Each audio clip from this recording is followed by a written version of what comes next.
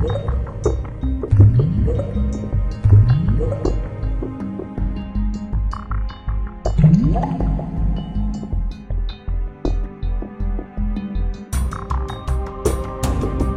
everybody, welcome to Board Online, Board Offline. Today we'll be starting our How to Play series for Perdition's Mouth, Abyssal Rift, the revised edition. Now this will be a 3-part instructional series. Today we'll be explaining the setup as well as going over some of the basic rules and how some of the cards and other stuff work. Part 2 will be an explanation of the gameplay with the exception of combat, and then Part 3 will cover combat. Before we get to the rules explanation, I do want to mention our sponsor, StoneValleyGames.com. This is your friendly, distant game store, and they have got so much great stuff going on over there. Eric and Wendy have really got a great store set up. Go check them out, StoneValleyGames.com. They will ship for free with orders over $100. They also will ship for free if you are stationed overseas in the military with an AA, AE, or AP address. And if you're a return customer, they have a loyalty program as well. They've got great stuff from the new hotness to old classics and everything in between. So be sure to go check them out over at StoneValleyGames.com. I've got a link in the description below. Now let's get down to the table and I'm going to show you how to play Perdition's Mouth, Abyssal Rift, the revised edition. To set up a game of Perdition's Mouth, first begin by choosing the scenario which describes the setup of the map. The scenario sheet will list the enemy's starting locations and may contain other special rules that change win conditions or even how the enemies behave. If you're playing a one-shot, then you can choose any scenario from the scenario sheets, but if you're playing a campaign, choose scenario number 1. Also, if you're playing a new campaign, you'll need a new save sheet. This allows you to record your progress. If you are continuing a campaign, you will actually include some of your save sheet's records in your setup. But if you're playing a one-shot, you won't need this save sheet at all. Next, you'll need to find your map board, in this case, map 1 entrance. Here you can see we've got number 1, and we'll place it in the play area. Then you want to read all the remaining text on the scenario sheet to make sure you take note of all special rules.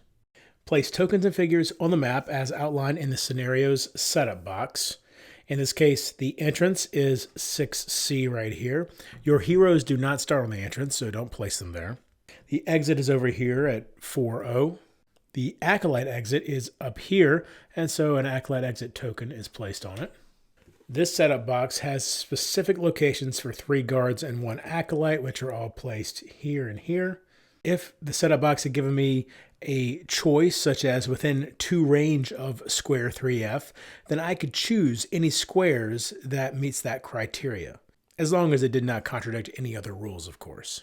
If no placement was specified at all for a figure, then insectoids would need to be placed in any square adjacent to an insectoid nest, which we don't see on this map. But the nest will be represented by this many here, while cultist figures would be in any square adjacent to a trapdoor. Keep in mind that in this game, adjacent means orthogonally adjacent, not diagonally adjacent. If for any reason an enemy could not be placed adjacent to a nest or trapdoor, then it would be placed diagonal instead. And if multiple nests or trapdoors were present in this sort of a situation, then it would be at the player's discretion which nest or trapdoor to spawn each enemy from. Players are encouraged to make wise strategic choices when deciding where they spawn. Doors and portcullises also need to be placed out. Anywhere you see this symbol here, that is a door, and doors always start closed unless otherwise specified. And while there are no portcullises on this map, they would look like this, the same symbol essentially, but with a green hue to them, and the token looks like this. These tokens count as being on both squares for the purpose of area effects. A closed door will block line of sight.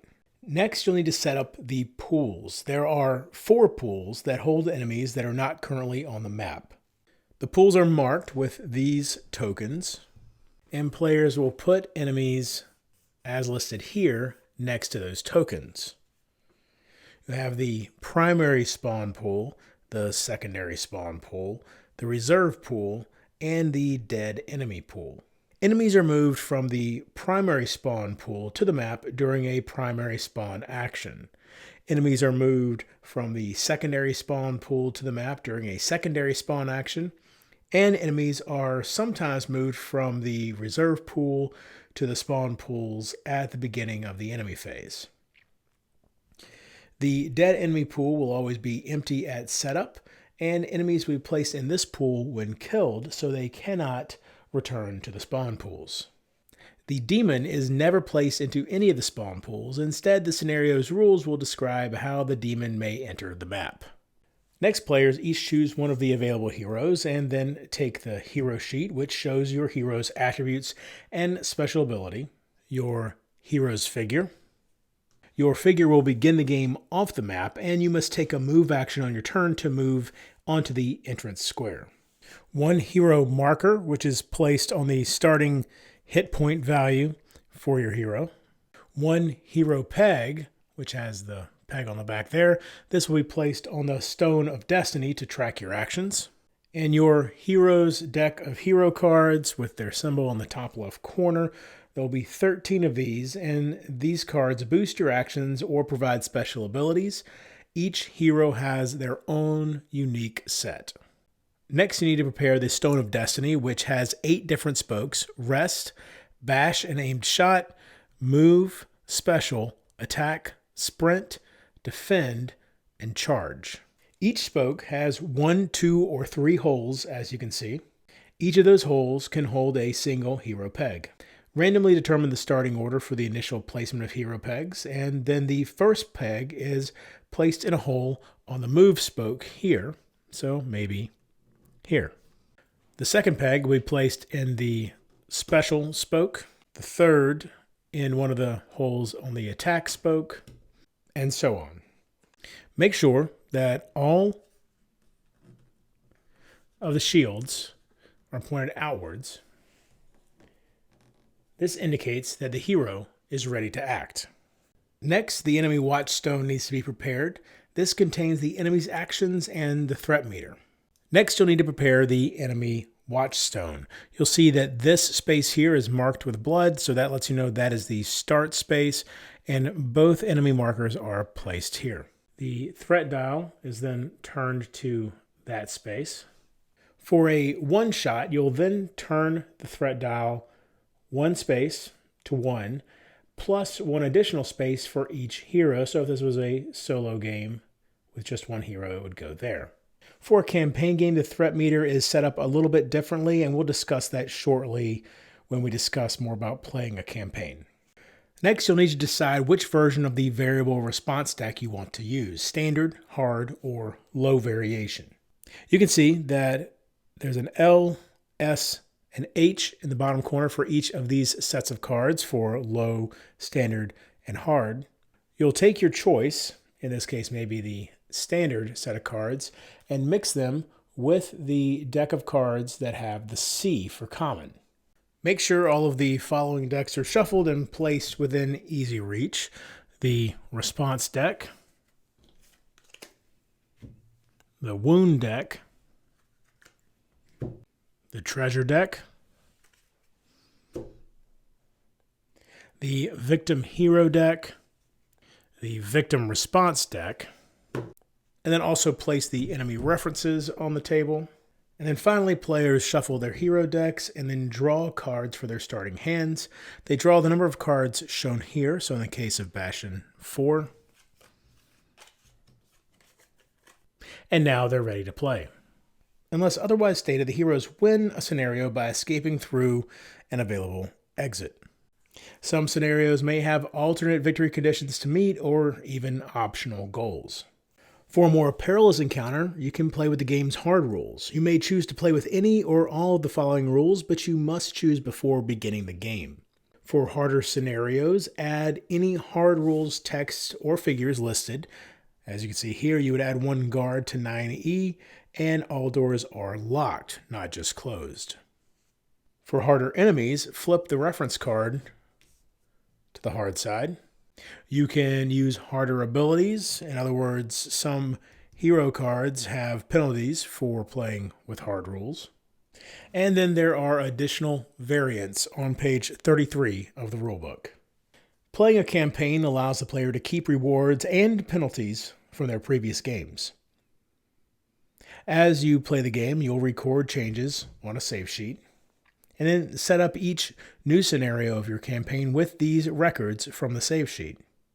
Unless otherwise noted in the scenario's instructions, set the threat meter for each scenario in a campaign using the following formula. From the start space, increase the threat meter a number of spaces equal to the number of the map the scenario uses. So if this was map number 3, 1, 2, 3, then increase it plus 1 more for each hero you're playing the scenario with. So if you were soloing with 1 hero, 1 more. The save sheet tracks the events that change threat for the entire campaign. Increase the threat meter by 1 space for each destroyed insectoid nest, and for each acolyte alarm triggered. Also decrease it by 1 space for each dead hero, and for each discarded or Mandalus shard treasures. Finally, all victim cards, curse cards, and wounds added to any hero deck are kept from scenario to scenario in a campaign. All treasures are also kept, and all victim cards added to the response deck are also kept. Your hero sheet shows your character's attributes and special abilities. The hero symbol appears on your hero marker and peg, and every hero has a different symbol. Your hero type is a warrior in this case, and could also be a priest or magus, and uses either melee or ranged attack, as you see here. Those icons also will allow you to use certain treasures and actions. You'll find your starting hand size here, as well as your maximum hand size. You'll always begin a scenario with cards equal to your starting hand size, and you refill your cards to your starting hand size when you take a rest action. If your hand of cards equals your hand limit and you draw another hero card, then you must discard the card you just drew. You cannot choose to discard a different card in hand in order to keep the card you just drew. Each hero has a special ability marked with this symbol. You can use this ability when you take the special action. A passive ability would not have an icon symbol and will always affect your hero as described. A hero's active slot is here and their backpack slot is here. Some heroes may have more than 1 active slot. These slots can each hold a single treasure, such as a weapon, an amulet, or a potion. Active slot treasures are currently in use, while backpack treasures are stored for later. This is the hero's hit point meter, and as we've discussed at the beginning of the scenario, whichever number has a circle in it is where the hit point marker will start. When you take a point of damage, you move your hero marker down 1 space, and you would also add a wound card to the top of your deck. We'll discuss wound cards more shortly. Your hero dies if the marker drops below 1 and reaches the death space. Your hero's 4 attributes appear beside the hit point meter. You use the attributes on the same line as your current hit points, so your attributes may change as you take damage. These are your action points. You gain this many action points at the beginning of your turn, and you usually spend these points to select an action on the Stone of Destiny or to move your hero during a move action. The hero's range is found here and allows the hero to attack an enemy from this distance. The hero's attack is found here. To hit an enemy, your attack must beat its defense with any bonuses and penalties added. And then the hero's defense is found here. When an enemy attacks you, its attack must beat your defense with any bonuses and penalties added. The response deck is a deck of numeric cards that represent the element of chance. Most of the game's actions resolve when you draw a card from the response deck and you add the card's number to the action in some way. For example, when you attack an enemy, you'll draw a card and add its number to the enemy's defense. You then place the response card in the discard pile next to the deck. It's important to keep in mind that once you draw a response card to improve an enemy action, determine lock strength, or address some other challenge, you can no longer affect that action with hero cards, action points, or other abilities at that point. Some cards and abilities allow you to draw response cards to benefit a hero. In that case, you may continue to affect the action with other cards and abilities after drawing a response card. A good example of this is drawing a response card when taking the defend action. But again, keep in mind, once you draw the response card for the enemy's attack, you cannot play any other card or abilities to affect the outcome of this action. There are some abilities that don't check the actual number on the response card, but rather whether or not this eye symbol shows up. So now let's talk a little bit about range and adjacency. Squares are adjacent if they share an edge, not just a corner. So diagonal squares are not adjacent. So in this case, this hero is adjacent to this acolyte, but not this guard. Range is the shortest distance from one square to another that you can trace with adjacent or diagonal squares. So the hero is range 1 from both of these enemies. A range 2 square would therefore be adjacent or diagonal to any of the range 1 squares, and so on. So this guard here would be at range 2. Heroes and enemies cannot move diagonally. Each action point of movement allows you to move into an adjacent square, and so therefore they can only move orthogonally. However, figures can attack diagonally. Hero cards improve your hero's actions and abilities. When you play a hero card, place the card in your own discard pile after the action resolves. It's important to keep in mind that you do not draw hero cards at the beginning of each round. You only draw them when you take an appropriate action on the Stone of Destiny. Your survival depends on knowing when to play the few cards in your hand and when to keep them for a more dangerous situation. If there are no cards left in your hero deck, then you cannot draw more cards. You'll have to take the rest action so you can shuffle your discard pile back into your hero deck. Each numeric hero card has a large number, as you can see here. You can play these cards to boost an action that matches the card's action symbols. In this case, any of these actions. So if you're taking a move action, you could play this card to gain 3 additional action points. If you're taking the attack action, this card would boost your attack by 3, but not special attacks. If you were taking a defense action, when you were attacked, you could play this card to boost your defense by 3. And you could play this card to boost the special ability on your hero sheet or the special abilities on your other special cards. Numeric cards generally won't help your rest action in and of itself, but if you have other abilities that are improving your rest action, they may be able to improve those abilities.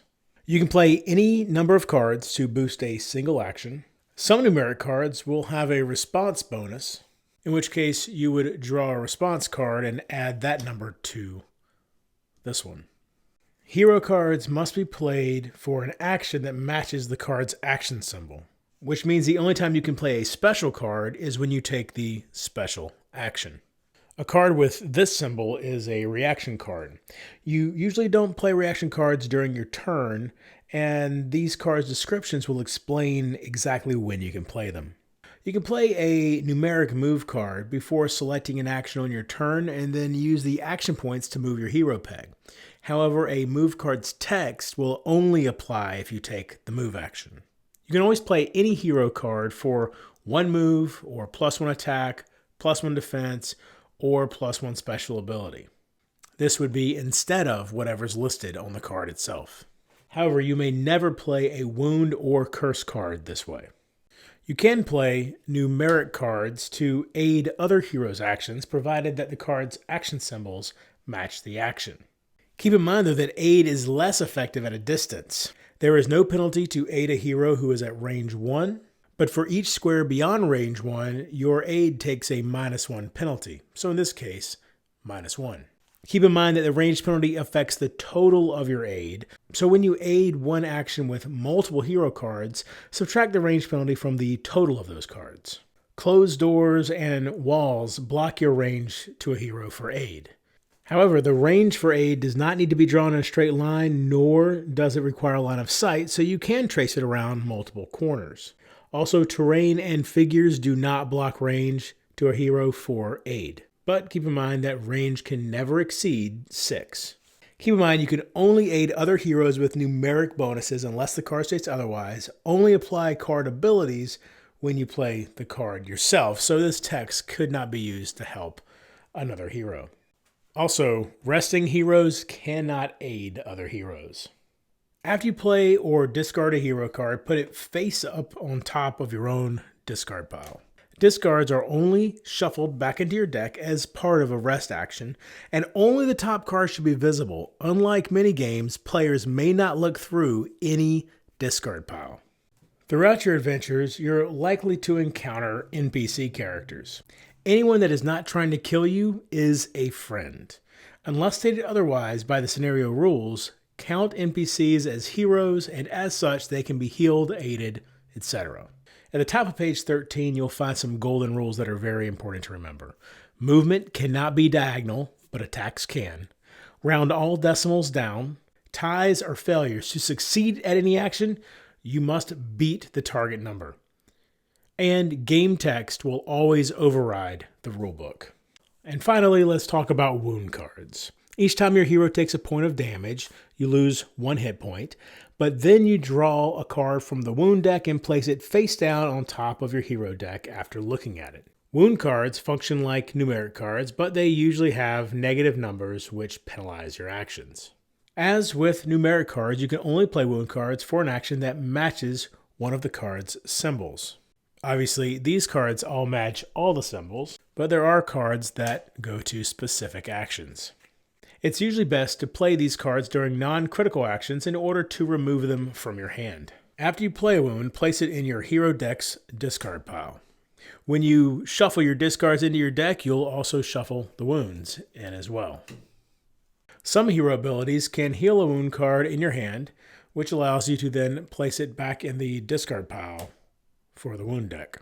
However, wounds gained will always remain in your deck until specifically healed. Simply healing hit points does not heal wounds. It's also important to keep in mind that wounds cannot ever be used to boost an area attack. Infestation wounds, marked with this symbol and they say infestation on them, represent a cultist's attempt to use your body as a host to an insectoid larva. If you ever have 2 infestation cards in your hand at once, your hero immediately dies and is replaced with the largest insectoid enemy in the reserve pool. This will prevent looting the corpse of the hero that was killed. This prevents looting the corpse of the hero that was killed this way.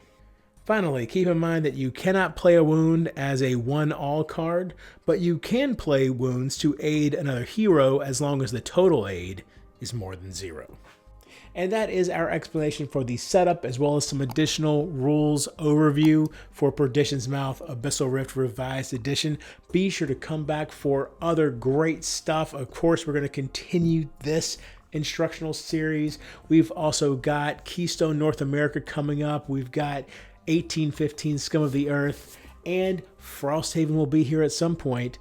And I've got some other great stuff that I haven't confirmed it yet, but I'm really excited about. I believe it's coming, so please stay tuned. So much great stuff coming your way. And until next time, if you're bored online, bored offline.